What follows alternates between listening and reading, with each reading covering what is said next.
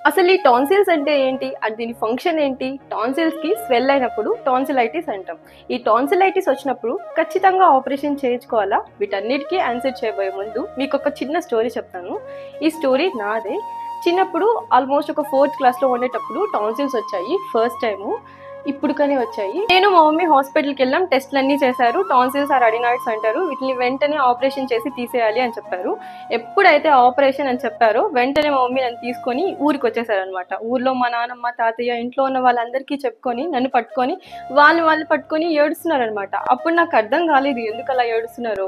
Because operation అని చెప్పారు కదా, దట్టు నెక్కి వాళ్ళకి భయం వేసిందనమాట. నెక్స్ట్ డే మార్నింగ్ ఒక పూజారి దగ్గరికి తీసుకెళ్లి తాయితులు, మంత్రాలు ఇంకా అన్ని నా మీద ప్రయోగించేసి వరి కోస్తారు కదా, కొడవలి తెలుసుంటది కదా, సో దాన్ని తీసుకొని ఈ ఏరియాలో బాగా మంత్రించారనమాట. వీళ్ళ దెబ్బకి అప్పటికప్పుడు తగ్గిపోయాయి 1 or 2 days లో.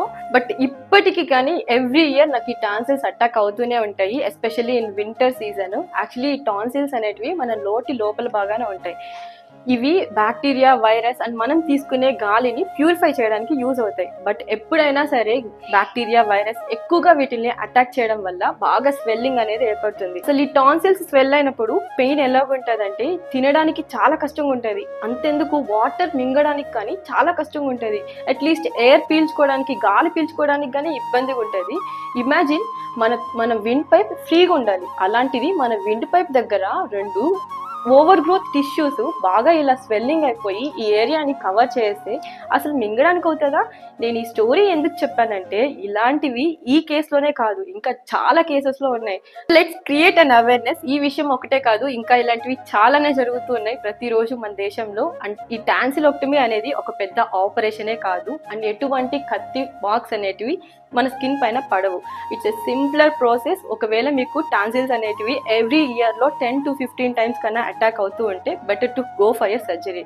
అండ్ ఈ టాన్సిల్స్ వచ్చినప్పుడు ఏమైనా హోమ్ రెమెడీస్ ఉన్నాయా అంటే salt water gargling and warm water ఎక్కువగా తీసుకుంటూ ఉండండి. అలాగే పెయిన్ ఎక్కువ వస్తుంది అన్నప్పుడు పెయిన్ కిల్లర్స్ లైక్ అసిక్లోఫినాక్, అలాగే యాంటీబయోటిక్స్ లైక్ అజిత్రోమైసిన్ యూస్ చేస్తే కొంచెం బెటర్ రిలీఫ్ ఉంటుంది.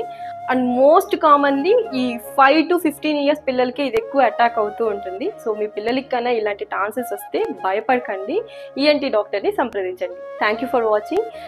వీడియో నచ్చితే లైక్ చేయండి. బాయ్.